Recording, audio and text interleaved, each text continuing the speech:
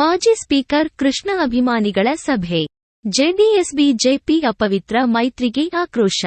ಕಾಂಗ್ರೆಸ್ ಅಭ್ಯರ್ಥಿ ಸ್ಟಾರ್ ಚಂದ್ರು ಬೆಂಬಲಿಸಲು ನಿರ್ಧಾರ.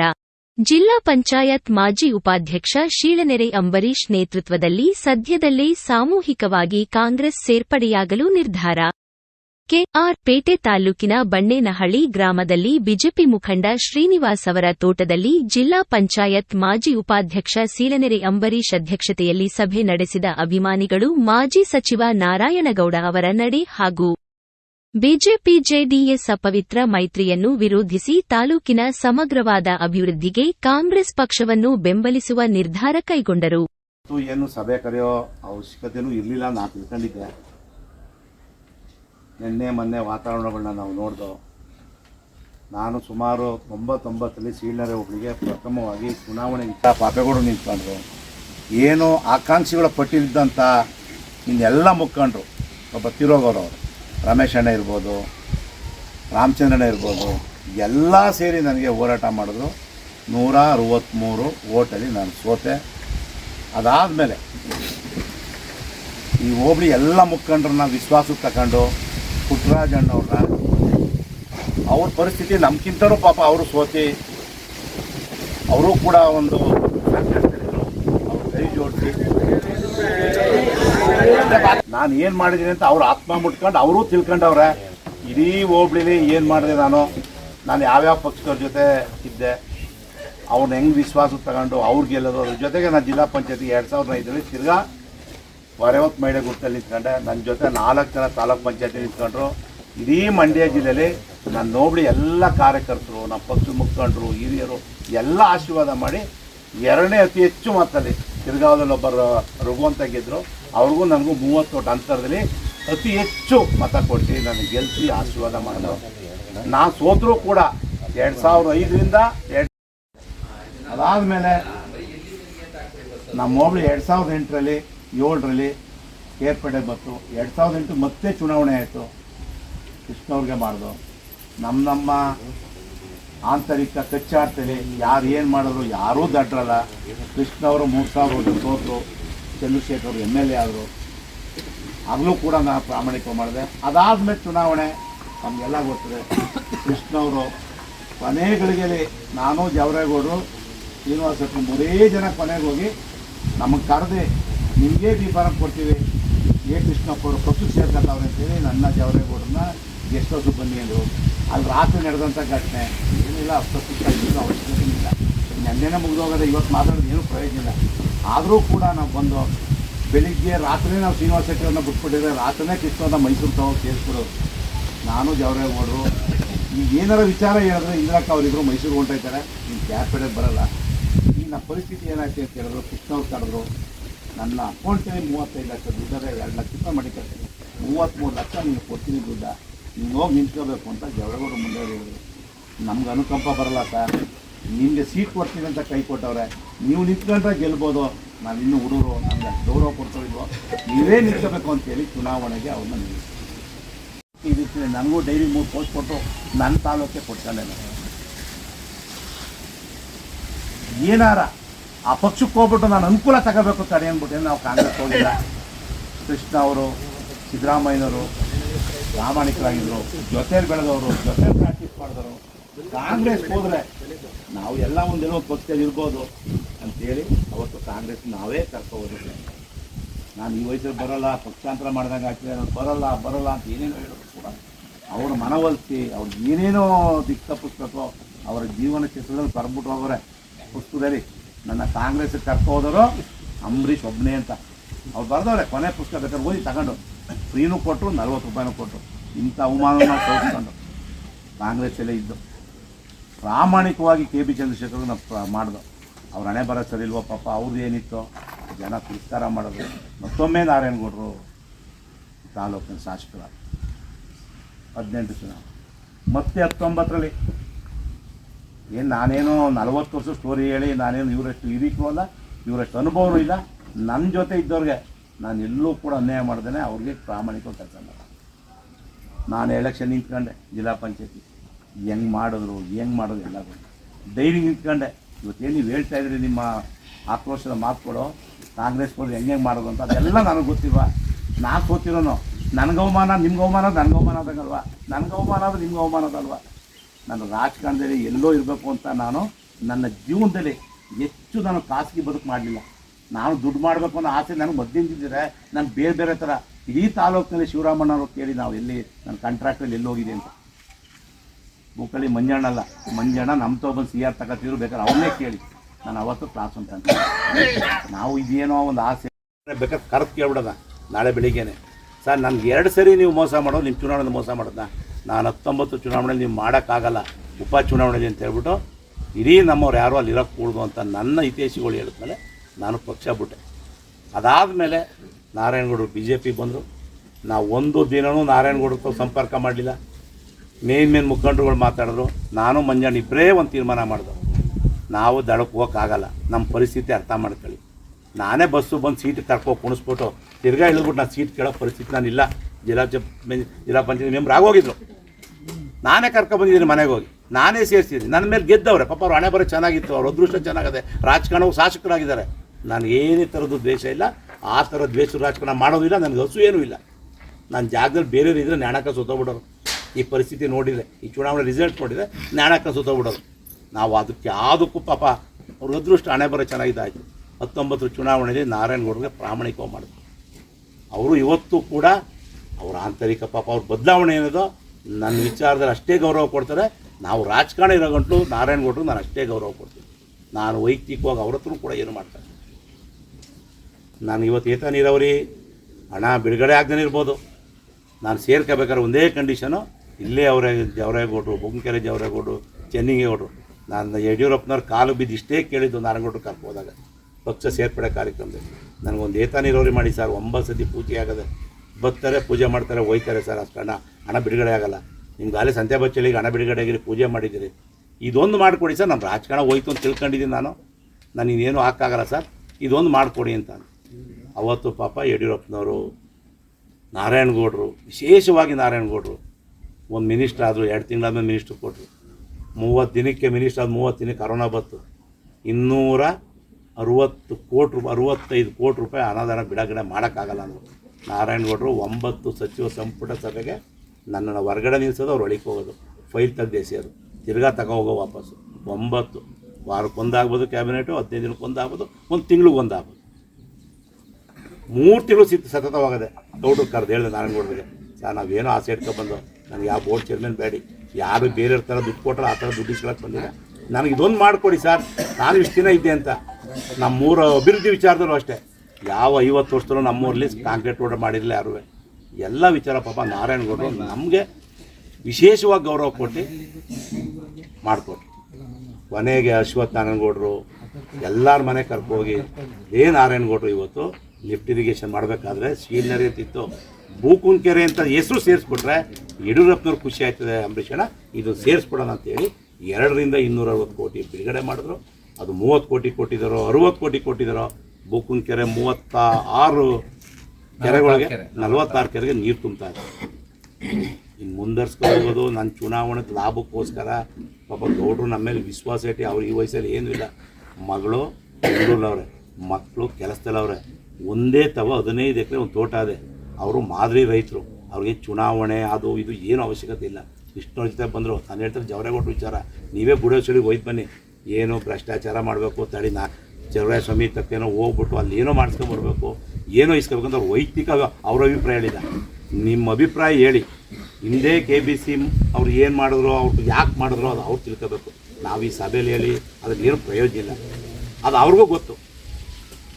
ಈಗಿರೋದು ಒಂದೇ ದಾರಿ, ನಮಗೆ ಬೇಡ ಅಂದರೆ ಏನೂ ನನಗೆ ಇಲ್ಲ. ನನ್ನ ಮಕ್ಕಳು ಒಳ್ಳೆ ವಿದ್ಯಾಭ್ಯಾಸ ಮಾಡವ್ರೆ, ಅದರಲ್ಲೂ ನಾನು ವಿಶೇಷವಾಗಿ ನಮ್ಮ ಮನೆಯವರು ನನ್ನ ಮಕ್ಕಳ ಜೊತೆನೇ ಕಾಲ ಕಳೆದವ್ರೆ. ನಾನು ಹೆಚ್ಚು ಕಳಿಯೋಕ್ಕಾಗದವ್ರು ಅವ್ರು ಕಳೆದವ್ರೆ. ನನಗೂ ಏನು ಸಣ್ಣ ಪುಟ್ಟ ಕಾಂಗ್ರೆಸ್ ಅಲ್ಲೇ ಉಳ್ಕೊಳ್ಳೋದು, ಅಲ್ಲಿ ನಮ್ಮ ಸ್ಥಾನಮಾನ ಏನದು ಹೇಳಿ ಹೋಗಿ. ನನ್ನ ಜೊತೆ ಬಂದರಲ್ಲ MLA ಆಗಿ ನಾನು ಅವ್ರು ಹಿಂಗೆ ಕೂತ್ಕೊಂಡು ಅಣ್ಣ ಅದೊಂದು ಫೋನ್ ಮಾಡೋಣ ಅಂದರೆ ನನ್ನ ಗೌರವ ಏನಾಗ್ಬೋದು ಹೇಳಿ, ಅದ್ರ ಬಂದು ಬೇಡ ರಾಜಕಾರಣ ಇಲ್ಲೇ ಕ್ಲೋಸ್ ಮಾಡ್ಬಿಡೋಣ. ಇಲ್ಲ ಮಾಡೋಣ ಅಂದರೆ ನನ್ನ ವೈದ್ಯಕೀಯ ನನಗೆಲ್ಲ ನನ್ನ ಮಕ್ಕಳಲ್ಲಿ ಮೆಡಿಕಲ್ ಮುಗಿಸ್ಬಿಡೋಣ, ನನ್ನ ಕೆಂಪು ಕೇಳ್ಕೊತಾ ಇಲ್ಲ, ಇನ್ನೇನೋ PG ಒಂದು ಹಂತಕ್ಕೋಗ್ಬೇಕು. ಇಲ್ಲ ಇದರಲ್ಲೇ ಬದುಕ್ತೀನಿ ಅಂದರೆ ಅವ್ರು ಬದುಕ್ಬೋದು. ಹೋಗೋಣ ಮುಂದರ್ದಿ ಆಯ್ತು, ಎಲ್ಲೋ ಹೇಳಿ ಹೋಲಿ. ಅವ್ರು ಗೌಡ್ರು ಚಲುವರಾಯಸ್ವಾಮಿ ಬೇಡಿ, ಬೇರೆ ಪಕ್ಷ ಹೇಳಿ ಹೋಲಿ, ಯಾವ ಪಕ್ಷದಲ್ಲಿ ಹೋಗೋಣ ಹೇಳಿ.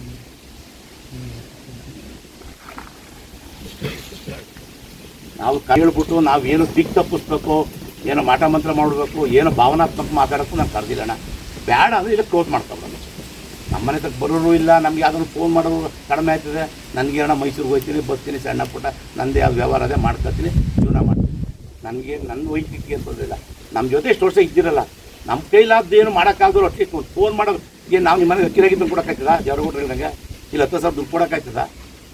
ಬೇಡ ಅಂದರೆ ಇವತ್ತೇ ಕ್ಲೋಸ್ ಮಾಡೋಣ. ಹಿಂದೆ ಮುಂದೆ ಮಾತಾಡೋದು, ಇವತ್ತು ಬರೋದು, ಇಲ್ಲಿ ಹೇಳೋದು, ನಾಳೆಗೆ ಇನ್ನೊಂದು ಹೇಳೋದು, ಇಲ್ಲೇ ಕ್ಲೋಸ್ ಮಾಡೋಣ. ನಮಗೂ ಅಣ್ಣ ನಿಮ್ಗಿಂತ ಹೆಚ್ಚಾಗಿ ದೊಡ್ಡ ದೊಡ್ಡ ನಾಯಕರು ಪಾಪ ಅವ್ರು ಹೆಸರು ಹೇಳೋದಿಲ್ಲ, ಎಲ್ಲ ಫೋನ್ ಮಾಡ್ತಾವ್ರೆ. 26 ಗಂಟೆ ಮಾಡ್ತಾರೆ. 26 ಮೇಲೆ ನಾನು ಒಬ್ಬನೇ ಹೋದ್ರು, ನನಗೆ ಯಾರು ಮಾತಾಡ್ತಾರೆ. ನಾನು ದೊಡ್ಡ ಸಂಖ್ಯೆಯಲ್ಲಿ ಕರಿಬೇಕಲ್ಲ. ಈಗ ಅಲ್ಲಿ 2 ಒಬ್ಳಿದ್ದು 3 ಗಂಟೆ ಕರೆಯೋಣ ಅಂದರು, ಮಧ್ಯಾಹ್ನ ಕರ್ಕೊಳ್ಳೋಣ ಅಂತ ಹೇಳಿದ್ವಿ. ನಾವು ಇದು ಈ ಕರಿತಾ ಇರೋ ಸಭೆ ನಾರಾಯಣಗೌಡರು ವಿರುದ್ಧವಾಗುವಲ್ಲ, ಇನ್ನೊಬ್ರು ವಿರುದ್ಧವಾಗಲ್ಲ. ನನ್ನ ಅಭಿಪ್ರಾಯ, ನನಗೇನು ಗೌರವ ಕೊಟ್ಟು ಇವತ್ತು ಕಿಕ್ಕೇರಿಂದ ಬರೋ ಅವಶ್ಯಕತೆ ಐತಾ? ಕಿಕ್ಕೇರಿಂದ 10 ಕಿಲೋಮೀಟ್ರ್ 15 ಕಿಲೋಮೀಟ್ರ್ ಹಿಂದೆ ಏನು ನಮ್ಮ ಹತ್ರ ಏನು 1 ರೂಪಾಯಿ ದುಡ್ಡು ಇಸ್ಕೊಂಡಿದ್ದಾರ? ಅಲ್ಲಿಂದ ಕರ್ಕೊಂಡು ಅವ್ರು ತೀರ್ಮಾನ ಮಾಡ್ಕೊಂಡು ಅವ್ರು ಎಲ್ಲರಿಗೂ ಹೇಳ್ಕೊಂಡು ಇಡೀ ನನ್ನ ಪಂಚಾಯತಿಲಿ ಒಬ್ರಿಗೂ ನಾನು ಫೋನ್ ಮಾಡಿಲ್ಲ. ಒಬ್ಬರಿಗೆ ಹೇಳಪ್ಪ ಹಿಂಗೈತೆ ಅಂತ. ನಾನು ಜನ ಕರೆಸಿ ಇದು ಮಾಡಿ ಏನೋ ಅವಶ್ಯಕತೆ ಇಲ್ಲ. ನನಗೆ ನೀವು ಇಲ್ಲೇ ಹೇಳಿ ಅಣ್ಣ, ಬೇಡ ಅಂದರೆ ಕ್ಲೋಸ್ ಮಾಡ್ಕೊಳ್ಳೋಣ, ಇಲ್ಲ ಈ ಪಕ್ಷದಲ್ಲಿ ಹೋಗೋಣ. ಏನು ನನಗೆ ಏನು ಅವಶ್ಯಕತೆ ಇಲ್ಲ. ನನಗೆ ಈಗ ಹೋದ ತಕ್ಷಣ ಲಿಫ್ಟ್ ಇರಿಗೇಷನ್ ದುಡ್ಡು ಹಾಕ್ಬಿಡ್ತಾರೆ, ಮಾಡ್ಬಿಡ್ತಾರೆ ಅಂತ ಹೇಳಿ ನಿಮ್ಮ ಹತ್ರ ನಾನು ಓಟ್ ಹಾಕ್ಸ್ಬೇಕು ನಂಗೆ ಇಷ್ಟ ಇಲ್ಲ. ನಾನು ನಾರಾಯಣಗೌಡರು ಮಾಡಿಕೊಟ್ಟವ್ರೆ. ಇಲ್ಲ ಅವ್ರು ಇನ್ನೂ 10 ವರ್ಷಕ್ಕೆ ಆಯ್ತದೋ 8 ವರ್ಷಕ್ಕೆ ಆಗ್ತದೋ ಆಗಲಿ, ಇಲ್ಲ ಆಗಲಿಲ್ಲ ಬೊಂಕೆರೆ ಹುಡುಗಿ ನಿಂತ್ಕೊಳ್ಳಿ, ನಾನು ಅದಕ್ಕೂ ಏನು ಬೇಜಾರಿಲ್ಲ. ಹಂಗೆ ಹೇಳ್ಬಿಟ್ಟು ನೀವು ನನ್ನ ಜೊತೆ ಬನ್ನಿ ಅಂತ ನಾನು ಕರೀತಾರೆ. ನೀವು ತೀರ್ಮಾನ ಮಾಡಿ, ಇಲ್ಲ ಮಾಡೋಣ ರಾಜಕಾರಣ, ಇಲ್ಲ ಕ್ಲೋಸ್ ಮಾಡೋದು, ಎರಡಕ್ಕೆ ಕರೆದಿರೋದು ಇವತ್ತು. ಇನ್ನೂ ಅಲ್ಲಿ 2 ಒಬ್ಳಿದ್ದು ಅಲ್ಲಿ ಕರ್ಕೊಳ್ಳೋಣ ಅಂತ ಹೇಳೋರೆ. ಕಸ್ಬದೇ ಕರಿತೇನೆ. ಏನೇ ನನ್ನ ಅಭಿಮಾನಕ್ಕೆ ನೀವು ಬಂದವ್ರೆ ಅಂತೆಲ್ಲ, ಎಲ್ಲ ಕೃಷ್ಣವ್ರ ಜೊತೆ ಇದ್ದರು, ಎಲ್ಲರ ಅಭಿಮಾನಕ್ಕೆ ನೀವು ಬಂದಿರೋದು. ನಾನೇ ಸ್ವಂತ ಅಭಿಮಾನಿ ಪಡೆ ಕರೆದ್ಬಿಟ್ಟು ನಾಳೆ ಬೆಳಿಗ್ಗೆ ಅಲ್ಲಿ ಚಲುವರಾಯಸ್ವಾಮಿ ತಗೋ ಇನ್ನೊಬ್ರು ತಗೋ ನಾನೇ ದುಡ್ಡು ಇಸ್ಕೊಂಡು ಜೀವನ ಮಾಡೋ ಅವಶ್ಯಕತೆಯೂ ಇಲ್ಲ. ದೇಶ ರವಾನೆ ಮಾಡಿದ್ರು ಏನೋ ಅನ್ನೋದು ನಮ್ಮದು. ಅದೊಂದು ವಿಚಾರದಲ್ಲಿ ತುಂಬ ಮನಸ್ಸು ನೋವಾಗಿದೆ. ಏನಾರಾಗಲಿ ಕೃಷ್ಣವರು ಅವ್ರ ವಿರುದ್ಧವಾಗಿ ಕುಮಾರಣ್ಣ ಬಗ್ಗೆ, ದೇವೇಗೌಡರ ಬಗ್ಗೆ ಅವ್ರ ಸಹಾಯ ಗಂಟ ಒಂದು ಬಹಿರಂಗ ಚರ್ಚೆ ಮಾಡೋದು, ಹೇಳಿಕೆ ಕೊಡಲಿಲ್ಲ. ಅವರು ಈ ಪರಿಸ್ಥಿತಿಲಿ ಆ ನೋವಲ್ಲಿ ಅವತ್ತು ಯಾರೂ ಬರಲ್ಲ, ಅವ್ರ ಮನೆಯಿಂದ ಒಬ್ಬರು ಬರಲಿಲ್ಲ. ಅವ್ರಿಗಾದ ನೋವು, ಅವ್ರಿಗಿದು ಎಲ್ಲ ನಮ್ಮ ಅಭಿಮಾನಿಗಳು ನಮ್ಮನ್ನು ಪ್ರಚಾರ ಮಾಡಿ ಹೇಳ್ತಾರೆ ಬಿಟ್ರೆ ಬೇರೆ ಏನು ದೃಷ್ಟಿ ಇಲ್ಲ. ಯಾರು ನೀವು ಎದ್ದು ನಿಂತ್ಕೊಂಡು ಎಲ್ಲರ ಪರವಾಗಿ ಒಬ್ಬರು ಇಬ್ಬರು ಮಾತಾಡಿ ಹಣ ಮುಂದರ್ದು ಹೋಗೋದ, ಯಾವ ಪಕ್ಷದಲ್ಲಿ ಹೋಗೋದು? ಯಾಕೆ ಸರ್ ಇತ್ತು ಸುತ್ತಿ ಬಳಸಿ ನಾವೇ ನೆನ್ನೆ ಚಲುವರಾಯಸ್ವಾಮಿ ಕರೆಸಿದ್ರು. ನಾನು ಹಿಂದೆ ಮುಂದೆ ಹೇಳಲ್ಲ, ಬೆಳಿಗ್ಗೆ ನಾರಾಯಣಗೌಡರು ನಾನು ಮಾತಾಡಿದ್ರು. ಏನು ಮಾಡೋದು ಹೇಳಿ ಸರ್, ಓಲಿ ನಮ್ಮನ್ನು ಏನು ಮಾಡೋದು ಹೇಳಿ ಸರ್? ನಾನು ಒಬ್ಬನೇ ಒತ್ಬಿಟ್ಟಿದ್ದೆ ನಾರಾಯಣಗೌಡರಿಗೆ. ಪಾಪ ಎಲ್ಲ ನಿಮ್ಮಂಥವ್ರ ಸಹಾಯದಿಂದ ಪಾಪ ಅವ್ರಿಗೆ ಗೆದ್ದವ್ರೆ. ಅವ್ರೇನೋ ವೈಯಕ್ತಿಕ ತೀರ್ಮಾನ ತಗೊಂಡ ತಕ್ಷಣ ಪಾಪ ಅವ್ರ ಬಗ್ಗೆ ನಾವು ಏನಾರು ಮಾತಾಡಿದ್ರೆ ನಮಗೆ ಬೆಲೆ ಬರುತ್ತಾ? ಓಲಿ ಅಲ್ಲಿ ನಾನು ಬಂದೇ ಬರ್ತೀನಿ ಅಣ್ಣ, ನನಗೇನು ಹಗ್ಗ ಹಾಕ್ಬಿಟ್ಟೇನೋ ಅವ್ರು ಹೇಳ್ತಾ ಇಲ್ಲ. ನಿಮ್ಗೆ ಇಷ್ಟ ಇದ್ದರೆ ನನ್ನ ಮೇಲೆ ನಂಬಿಕೆ ಪ್ರೀತಿ ವಿಶ್ವಾಸ ಇದ್ದರೆ ಬನ್ನಿ ಅಂತ ಕರೆದವ್ರೆ. ಅದೊಂದಕ್ಕೆ ಅಣ್ಣ ನಾನು 1-2 ದಿನ ಟೈಮ್ ಕೊಡಿ. ನಾನು ನನ್ನ ಜೊತೆ ಇರೋರು 5 ಜನ ಇದ್ದರು 10 ಜನ ಇದ್ದರು ಅವ್ರು ಕೇಳ್ತೀನಿ ಅಣ್ಣ. ನಾನು ಒಬ್ಬನೇ ಬಂದು ಏನು ಪ್ರಯೋಜನ ಇಲ್ಲ. ಅವ್ರೇನು ತೀರ್ಮಾನ ತಗೋತಾರೆ ಹಂಗೇನಾರು ಇದ್ದರೆ ನಿಮ್ಗೆ ನಾನು ತಿಳಿಸ್ತೀನಿ ಕಾಣ ಅಂತ ಹೇಳೋದು. ಅಷ್ಟು ಬಿಟ್ರೆ ಅಣ್ಣ ಇಲ್ಲಿ ಯಾವುದೇ ಥರದ ಏನೂ ನಡೆದಿಲ್ಲ. ಯಾರೋ ಒಂದು ಇಬ್ಬರೇ ಅಣ್ಣ ಎಷ್ಟೊತ್ತು ಮಾತಾಡಿದ್ರು ಇದಿಷ್ಟೇ. ಮಾಡಬೇಕು ರಾಜಕಾರಣ ಬೇಡ, ಮಾಡೋದು ಯಾವ ಪಕ್ಷದಲ್ಲಿ ಮಾಡ್ಬೇಕು ಹೇಳಿ. ಈಗ ಇರೋತವೆ ಇದು ಬಿಡೋಣ ಅಂತ ಅಂದರೆ ಗೌಡ್ರು ನೋಡಿದ್ರ ನೀವು ಪರಿಸ್ಥಿತಿ ಪಾಪ ಮೊನ್ನೆ ಅವ್ರು ಯಾವ ಥರ ಇದು ಬರೀ ನೆನ್ನೆ ಕೇಳೋದು. ನಮ್ಮ ಕಾರ್ಯಕರ್ತರು ಕಥೆ ಏನು ಸರ್? ಅವ್ರು ಬಂದು ಅವ್ರ ಕಾರ್ಯಕರ್ತರು ಮಾತಾಡ್ಸ್ಕೊಳ್ತಾರೆ, ಇವ್ರು ಬಂದು ಇವ್ರ ಕಾರ್ಯಕರ್ತರು ಮಾತಾಡ್ಸ್ಕೊಳ್ತಾರೆ, BJP ಕಾರ್ಯಕರ್ತರು ಮಾತಾಡ್ತಾರೆ. ನಿಮ್ಮ ಜೊತೆ ಬಂದವರು ಯಾರು? ನಿಮಗೆ ಫಸ್ಟೇ BJP ಅವರೇ ಅಲ್ಲೇ ನಿಮಗೆ ಮಾಡಿಲ್ಲ. ಅದೇನೋ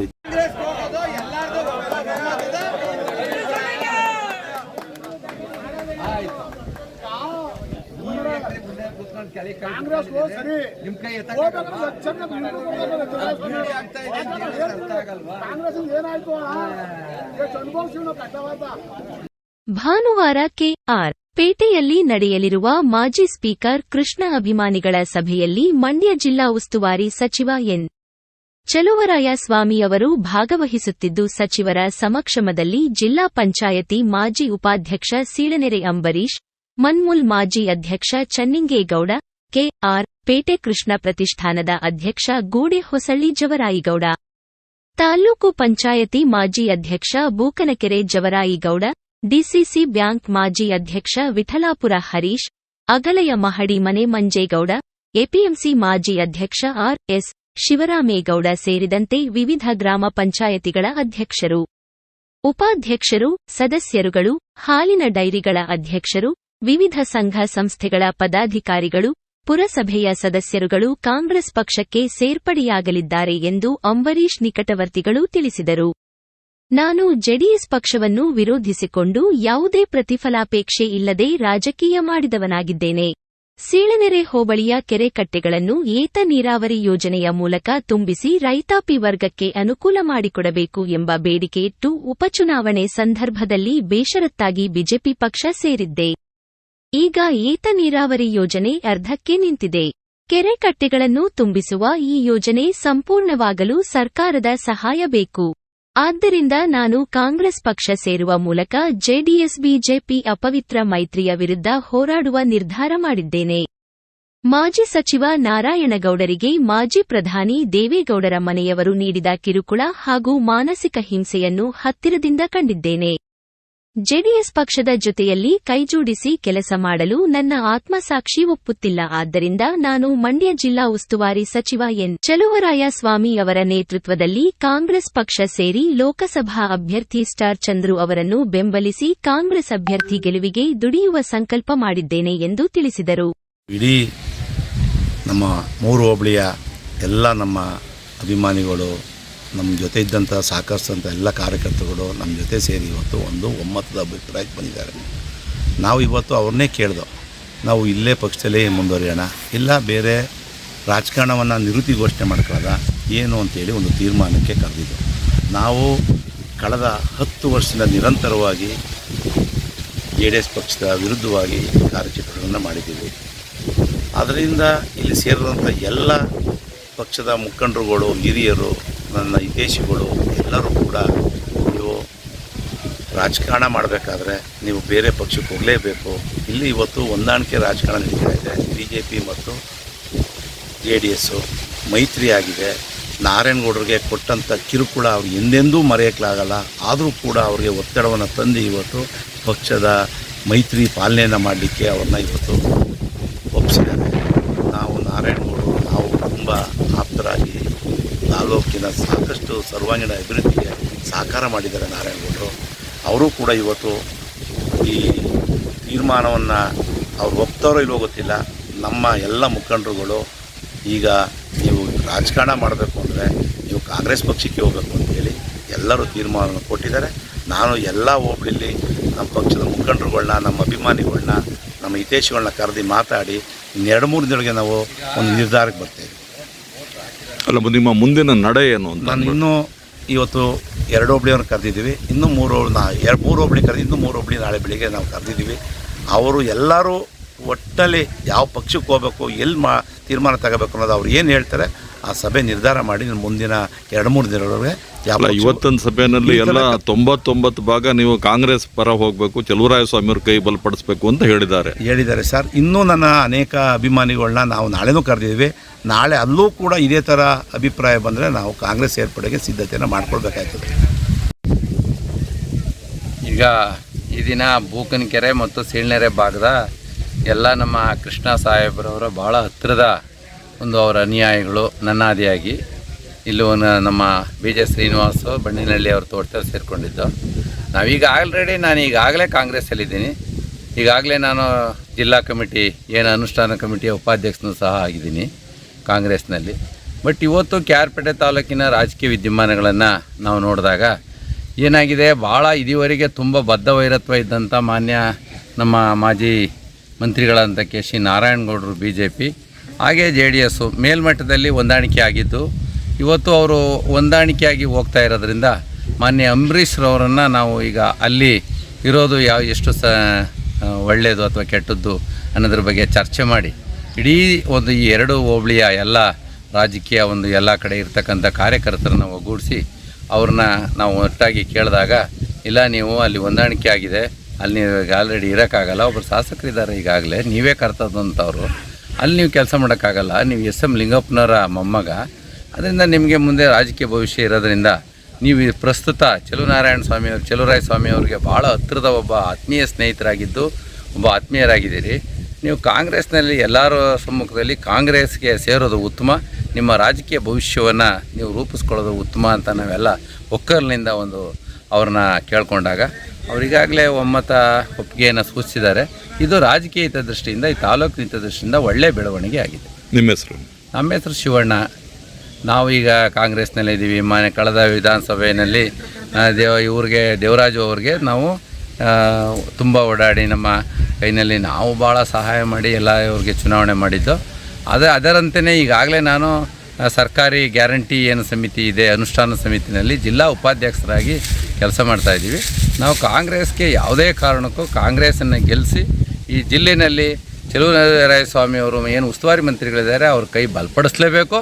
ಆಮೇಲೆ ಜೊತೆಗೆ ಸ್ವಾಭಿಮಾನದ ಕಹಳೆಯನ್ನು ಈ ಜಿಲ್ಲೆಯಲ್ಲಿ ತರಬೇಕು ಅಂತ ನಾನು ಆಶಿಸ್ತಾ ಇದ್ದೀನಿ. ನಮ್ಮ ತಾಲೂಕಿನ ಸರಳ ಸಜ್ಜನ ರಾಜಕಾರಣಿ ಮಾಜಿ ಸ್ಪೀಕರ್ ಕೃಷ್ಣ ಅವರಿಗೆ ಮೋಸ ಮಾಡಿ ಬೆನ್ನಿಗೆ ಚೂರಿ ಹಾಕಿದ ಜೆಡಿಎಸ್ ಪಕ್ಷ ಹಾಗೂ ಸ್ವಾರ್ಥ ಸಾಧನೆ ಮಾಡಿ ರಾಜ್ಯವನ್ನು ಹಾಳು ಮಾಡಲು ಹೊರಟಿರುವ ಅಪ್ಪ ಮಕ್ಕಳ ವಿರುದ್ಧ ಹೋರಾಡುವ ನಿರ್ಧಾರ ಮಾಡಿದ್ದೇವೆ ಎಂದು ಅಂಬರೀಶ್ ಹೇಳಿದರು.